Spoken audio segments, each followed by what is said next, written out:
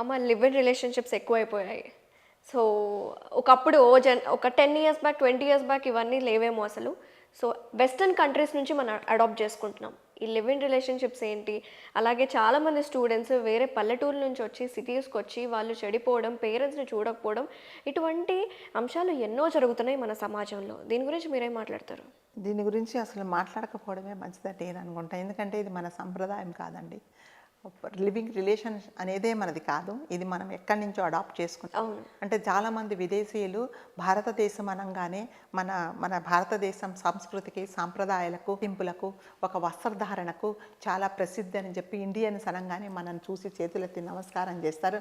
మన చీర కట్టు, మన కట్టు బొట్టు, మన మాట తీరు చూసేసి చాలా ఇంప్రెస్ అయ్యి వాళ్ళు కూడా నాకు చాలామంది అంటే నేను లాంగ్వేజెస్ చాలామంది ఫారినర్స్ చెప్తాను. వాళ్ళు మీరు ఇంత చక్కగా చీర ఎలా కట్టుకుంటారు, ఇంత చక్కగా ఎలా మీరు డ్రెస్అప్ అవుతారు, మీరు మీ హస్బెండ్తో ఇంత చక్కగా ఇన్ని సంవత్సరాల నుంచి ఎలా కాపురం చేస్తున్నారు, కలిసి ఎలా ఉంటున్నారు ఇవన్నీ అడుగుతారా? చాలా వింతగా అడుగుతారు. ఓకే. ఎన్ని సంవత్సరాలైంది మేడం మీ పెళ్ళి అంటే, నా పెళ్ళి దాదాపు 50 ఏళ్ళు. 50 ఏళ్ల నుంచి మీరు ఒకరితోనే ఉంటున్నారంటే ఒకరితోనే ఉండాలి, మరి అది మా సాంప్రదాయము. కాబట్టి మనం విదేశీయులు మన సంస్కృతికి చాలా విలువ ఇస్తున్నారు. కానీ మనం ఏం చేస్తున్నామంటే వాళ్ళు అంటే అలవాటు పడడానికి వాళ్ళు తాపత్రయపడితే రివర్స్ అవుతుంది. మనం ఏంటంటే వాళ్ళ పద్ధతులు అలవాటు చేసుకొని వాళ్ళలాగా ఉండడానికి ట్రై చేస్తున్నాము.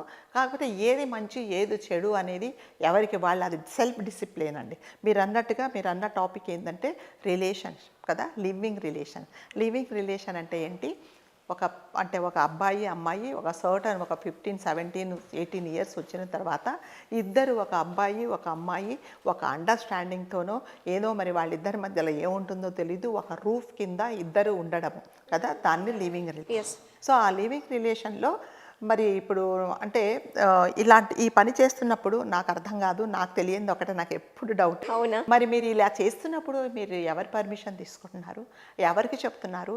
మీరు బయట నుంచి వచ్చినప్పుడు ఒక అబ్బాయి కానీ అమ్మాయి కానీ, అమ్మ నేను పలానా అబ్బాయితో నేను లివింగ్ రిలేషన్లో ఉంటున్నాను, ఆ అబ్బాయితో నేను కలిసి ఉంటున్నాను, రాత్రి పగలు అతనితోనే ఉంటున్నాను అని చెప్తే ఏ తల్లిదండ్రులు పర్మిషన్ ఇస్తారా? ఎవరైనా ఇవ్వరు కదా, పగలు కొడతారు కదా, అంతే కదా. మరి అలాంటప్పుడు మీరు ఎవరికైనా సరే మీ తల్లిదండ్రులకు చెప్పకుండా మీరు ఇలాంటి పని చేస్తున్నారు అంటే అది తప్పని, రైట్. అంతే కదా. నిజంగా మీకు అబ్బాయితో కానీ అబ్బాయి మీకు ఇష్టమైతే, అట్లాగే అమ్మాయి మీకు ఇష్టమైతే చక్కగా ఇంట్లో చెప్పండి. అంటే ఒక కమిట్మెంట్కి రండి. మీరిద్దరు సెటిల్ అయిన తర్వాత, జాబ్ చేసుకున్న తర్వాత చక్కగా పెళ్లి చేసుకుంటే దానికి ఎవ్వరు ఏమి అభ్యంతరం చెప్పరు. మీరిద్దరు లివింగ్ రిలేషన్లో ఉన్నప్పుడు ఏదన్నా ఇఫ్ ఎనీథింగ్ గోస్ రాంగ్ కదా, ఇప్పుడు ఏదన్నా జరిగిందనుకోండి, అంటే ఇద్దరు కలిసి ఉన్నప్పుడు ఏమవుతుందంటే ఇప్పుడు ఎప్పుడైనా మీరు ఒక మనిషిని చూస్తారండి, ఫస్ట్ రోజు చూస్తారు, చాలా ఇంప్రెస్ అయిపోతారు, సెకండ్ రోజు చూస్తారు.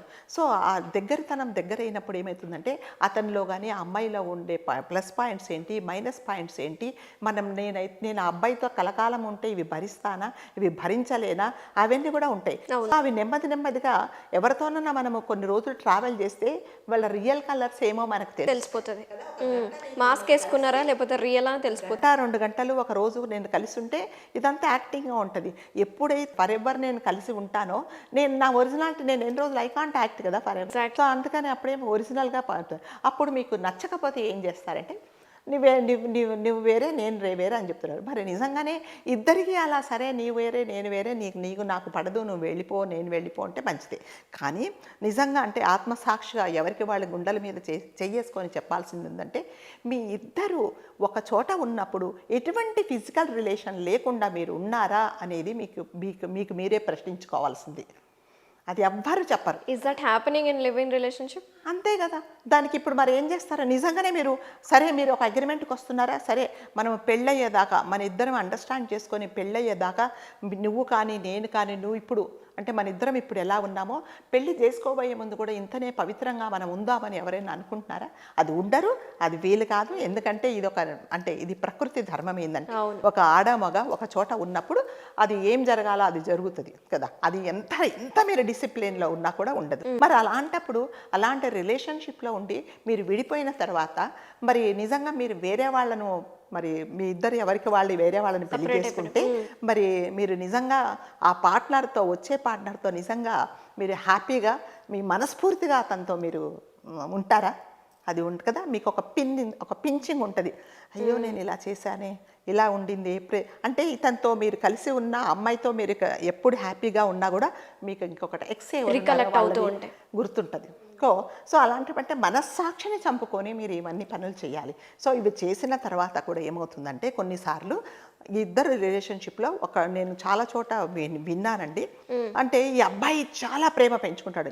మరి ముఖ్యంగా ఈ కాలంలో మీకు తెలిసిన వాళ్ళని అబ్బాయిలు ఎలా ఉన్నారంటే నాకు చాలా సిన్సియర్గా ప్రేమిస్తారు, చాలా సిన్సియర్గా ఏది చేసినా కూడా చేస్తారు. అమ్మాయిల కంటే ఇప్పుడు అబ్బాయిలు చాలా సిన్సియర్ అయిపోయారు అనమాట. సో వాళ్ళు ఏంటంటే అమ్మాయిని అంటే అబ్బాయిలు కూడా సెన్సిటివ్గా ఉంటున్నారు. చాలా సెన్సిటివ్గా ఉంటున్నారు. ఈ అమ్మాయిలు అంటే ఐఎమ్ సారీ టు సే అందరు అమ్మాయిలు కాదు, కొంతమంది అమ్మాయిలు టైంపాస్ కోసము ఏదో టైంపాస్ బఠానీలాగా అబ్బాయిని పాపం వాడుకొని ఆ కుర్రోడేమో చాలా మీకోసమే అన్నట్టుగా ఉంటాడు. రేపు పొద్దున ఏదైనా జరిగిందంటే నీకు నాకు పడదు నేను వెళ్ళిపోతానన్నప్పుడు ఆ అబ్బాయి నిజంగా చాలా బాధపడతాడండి. ఏం చేయాలో అర్థం కాదు, అమ్మాయి లేక ఉండలేడు. అప్పుడు ఏంటంటే ఇప్పుడు మీరిద్దరు కలిసి ఉండాలి అనుకున్నప్పుడు ఒకరినొకరు అండర్స్టాండ్ చేసుకోవాలి కదా. సరే మన ఇద్దరం కలిసి కాపురం చేయాలి, జీవితాంతం నువ్వు నాకు నేను నీకు ఉండాలనుకుంటూ నీ దగ్గర ఇలాంటి లక్షణాలు ఉన్నాయి, నాకు ఇవి పడవు, నువ్వు సర్దుకుంటావా అని మీ అబ్బాయి మాట్లాడాలి, అమ్మాయి కూడా మాట్లాడాలి. అలాంటిది ఏమి ఉండట్లేదండి. అంటారు కదా బ్రేకప్ అంటున్నారు, వెళ్ళిపోతున్నారు. ఆ అబ్బాయి పాపం నాకు తెలిసిన చాలా 2-3 ఫ్యామిలీస్లో అబ్బాయిలు ఎంత సిన్సియర్గా ప్రేమించారంటే లాస్ట్కి ఆ అమ్మాయి ఏం చేసిందంటే ఏంటి నాకు ఎస్తమానం నీ టార్చర్ ఏంటి, 24 గంటల నువ్వే నా ఎదురుగుండా ఉంటావు, నువ్వు నా కళ్ళకు కనిపించకుండా కొన్ని రోజులు వెళ్ళిపో అనే పరిస్థితికి వచ్చింది. అబ్బాయికి ఏం చేయాలో అర్థం కాలేదు. అమ్మ నేను ఏం చేయాలి అని అంటే అరే వద్దు అంటుంటే నువ్వేం చేస్తావు, మరి నువ్వు వెళ్ళిపో. నిజంగానే పాపం వెళ్ళిపోయాడు. అమ్మాయి షీఈస్ హ్యాపీ నౌ. ఆడు ఇంకా అమ్మాయిని గురించి ఆలోచిస్తున్నాడు, ఇంకా డిప్రెస్ అయిపోయాడు. అంతే కదా. అంటే కొంతమంది అబ్బాయిలు చాలా అంటే ఈ కాలంలో నేను చూశాను అబ్బాయిలు చాలా సిన్సియర్గా ఒక అమ్మాయి అంటే ఒక అమ్మాయి కోసమే ఎంతో సాక్రిఫైస్ చేసుకుంటున్నారు. సో అమ్మాయిలు అలా ఉండట్లేదు. మీరు ఫోన్ రీఛార్జ్ చేసుకుంటే, లేకపోతే మీ బర్త్డేకి ఏదైనా కొనిస్తే, లేకపోతే మిమ్మల్ని 2-3 సినిమాలకు తిప్పితే, లేకపోతే ఏదైనా షాపింగ్ చేయిస్తే చాలా మంచివాడని. ఒకవేళ నువ్వు రాగానే నాకు షాపింగ్ చేయించలేదు అంటే నెక్స్ట్ ఎవరో ఒకరు ఉంటారు, మరి ఏంటి వస్తావా లేదా అన్నట్టుంటారు అనమాట. సో అలా అంటే అందరు కాదు, కొంతమంది అమ్మాయిలు అలా తయారైపోయారు. సో ఈ రిలేషన్షిప్లో ఏమవుతుందంటే ఇవన్నీ ఎందుకు చెప్తున్నానంటే ఇలా జరిగినప్పుడు మీరు నిజంగా ఎవరికి వారు వెళ్ళిపోయినప్పుడు మరి మీరు నిజంగా బాధపడరా? రేపొద్దున ఇంట్లో తెలిసింది అనుకోండి, వాళ్ళు మిమ్మల్ని నమ్మి నా కూతురు కానీ నా కొడుకు కానీ సిటీకి వెళ్ళి 4 డబ్బులు సంపాదించి నాకు ఒక మంచి పేరు తెస్తారనే నమ్మకంతో మిమ్మల్ని పంపిస్తే మీరు చేసిన నిర్వాకాలు ఏంటి నిజంగా కొంతమంది అమ్మ లివ్ ఇన్ రిలేషన్షిప్ని యాక్సెప్ట్ చేస్తున్నారేంటి సమాజంలో? కొంతమంది ఎవరు యాక్సెప్ట్ చేస్తున్నారు? కొంతమంది మంచిదే మీరు చేయండి మీరు ఉండండి అంటున్నారు. Most of the people no అనే చెప్తున్నారు.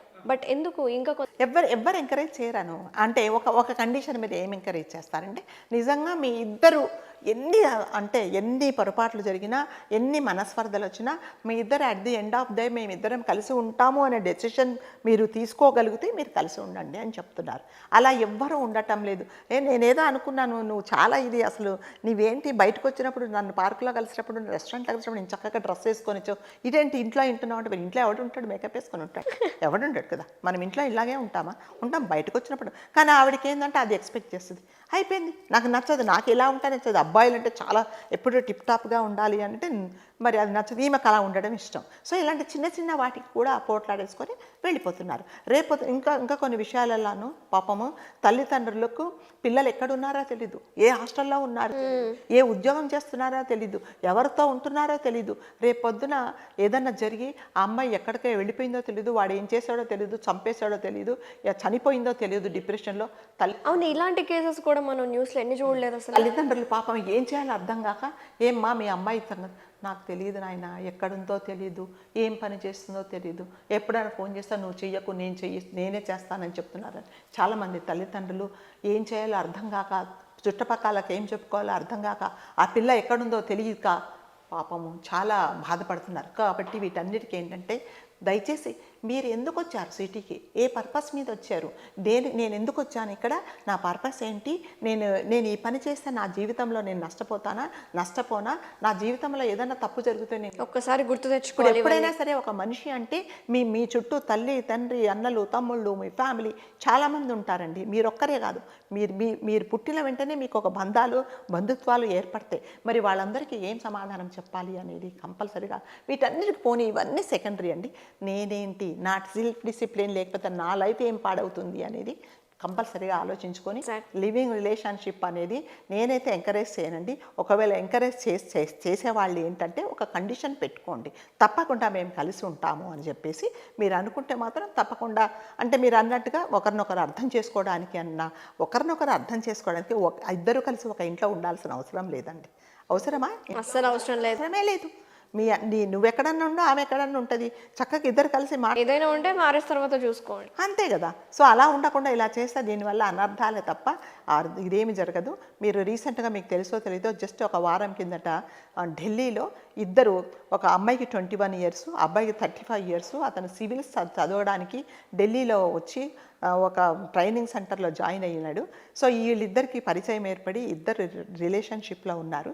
సరే మీకు తెలుసు, రిలేషన్షిప్లో ఉన్నప్పుడు అతను ఏం చేశాడంటే వీళ్ళిద్దరు ప్రైవేట్గా ఉన్నప్పుడు కొన్ని వీడియోలు తీశాడు ఆ కుర్రోడు. తీసిన తర్వాత ఏమైందంటే ఈ అమ్మాయికి తెలిసి నువ్వు ఎందుకు వీడియోలు పెడుతున్నావు, దాంట్లో ఫోటోలు ఉన్నాయి కదా, నువ్వు తీసేయంటే అబ్బాయి తీసేయలేదు. తర్వాత ఇద్దరికి చాలా ఘర్షణ జరిగింది.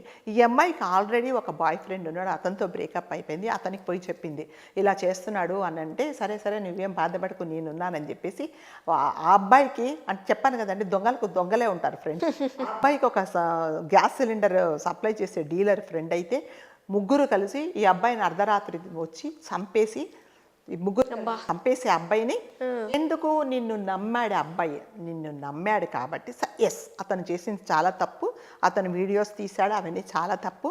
కానీ ఆయన చేసిన తప్పు కంటే ఈమె ఏం చేస్తుంటే అతన్ని ముగ్గురు కలిసి చంపేసిన తర్వాత పాపం మొహం అదే బాడీ అంతా వైన్ పోసి నెయ్యి పోసి తర్వాత సిలిండర్ ఓపెన్ చేసి బ్లాస్ట్ చేసేసి ఏమైందంటే రిలేషన్షిప్ ఘోరంగా లాస్ట్కి ఏంది, తల్లిదండ్రికి అబ్బాయి తల్లిదండ్రికి తెలిస్తే అసలు మాకు తెలీదు, చదువుకుంటానని వెళ్ళాడు కానీ ఎప్పుడో చెప్పాడు నాకు ఒక ఫ్రెండ్ ఉందని, ఆ ఫ్రెండ్ ఎక్కడుంది ముగ్గురు కలిసి వెళ్ళిపోయారు. ఇప్పుడు తల్లిదండ్రులకు ఎంత బాధ చెప్పండి. ఫస్ట్ నువ్వే ఈ నడిచిన స్టోరీ అంతా తెలియదు వాళ్ళకి తెలియదు. అంటే ఇలాంటివన్నీ జరుగుతాయి అన్నమాట రిలేషన్షిప్లో. కంపల్సరీగా ఇలాంటివి జరుగుతాయి. జరగలేదు అంటే నిజంగా మీరు చాలా అదృష్టవంతులు. మీరు నిజంగా సెటిల్ అయ్యి రిలేషన్షిప్లో ఉండి ఇద్దరు కలిసి పెళ్లి చేసుకున్నారంటే సంతోషపడే వాళ్ళల్లో నేనైతే ఫస్టే.